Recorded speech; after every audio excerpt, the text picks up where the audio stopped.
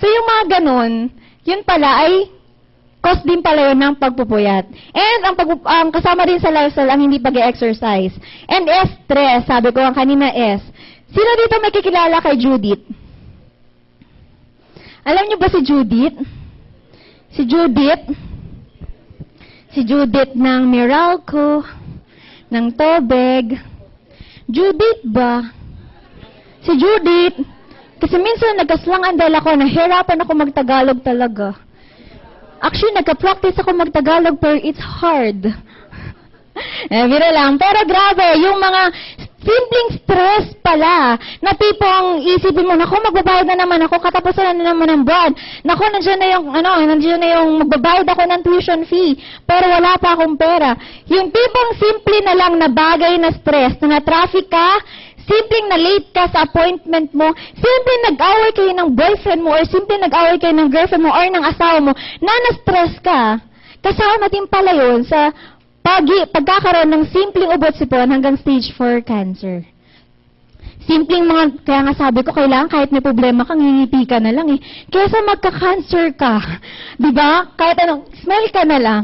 Yan. So, S din, pwedeng smoking. Alam nyo ba, pag pala naninigarilyo ka, ang isang stick ng sigarilyo, sino ba dito may kakilala?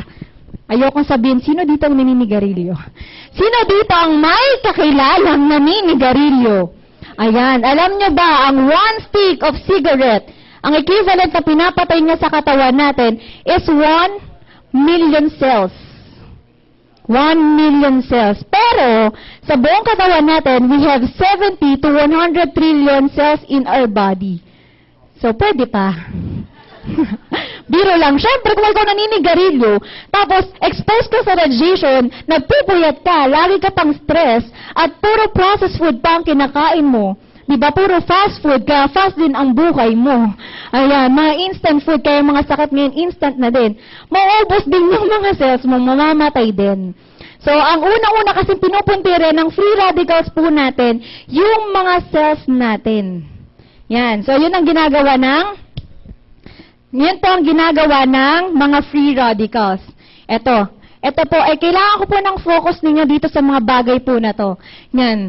Minsan kasi, sa sobrang expose natin sa free radicals, kahit minsan healthy ka, sabihin mo, nako, alam mo yun, wala akong nararamdaman, healthy ako. Pero, minsan, hindi mo alam, nagkakaroon ka na pala ng cancer. Unti-unting nagkakaroon ka ng cancer. Teka lang po ang cancer po, alam niyo bang napaka-trader niyan? Meaning, stage 1, stage 2, hindi mo mararamdaman may cancer ka. Pag stage 3, stage 4, yung tipong malala ka na, doon mo lang malalaman na may cancer ka na pala. Yung tipong bigla kang nahilo, bigla kang sumakit ang tiyan, bigla kang nahimatay. Pag punta mo sa doktor, sasabihin sa'yo ng doktor, nako, ma'am, sir, kainin mo na lahat ng gusto mong kainin. Gawin mo na lahat ng gusto mong gawin dahil 6 months ka na lang. Grabe, 6 months na, tinawanan po. Diba? Kasi, cancer. Hindi mo basta-basta. Kasi ang cancer po, kumakalat po yan. At pag kumalat yan, mabilis na po yan kumalat. Ito po, ang tawag po dito, breast cancer po yan. Nakita nyo? Ito po yung breast. Talagang inano pa eh. Yan. Ano na po siya, nabubulok na siya. Yan. Sabi ko, kailangan ko po ng focus nyo. Yan. Ito po, ano po yan? Paa po yan na may diabetes. Yan. Nabubulok na po. Ito naman, dahil sa paninigarilyo, yan. Nagkakaroon ka ng ganyan. Smoking can cause a slow and painful death. Hindi naman yan, pag nanigarilyo ka ngayon, mamamatay ka na eh. O pag nanigarilyo ka, hindi naman yan na magkaka-lung cancer ka na. At alam nyo ba, kahit pala hindi ka naniniga, sige, palitin ko na kasi nasusuka na siya eh. Grabe, lalaki po siya pa yung nasusuka. Yan. So alam nyo ba, ang paninigarilyo pala, hindi pala yan na porket hindi ka naninigarilyo, safe ka na. Hindi pala ganun. Meron tayong tinatawag na second-hand smoker. Yung tipong hindi ka man naninigarilyo, pero exposed ka sa mga usok, sa air pollution, sa mga naninigarilyo, mas malala pa rin pala yung pwede mong makuha. Yan. So ito, yan, alam naman natin, mga matataba. Yan, obesity. And meron tayo ito naman, yung may heart attack. At ito ay may lung cancer. Yan. Di pa po ako tapos, meron pa. Yan, ayan naman po yung nasa, ugat na puro mga bad cholesterol. Ito naman po yung kamay na may arthritis. O, diba? Ang pangit.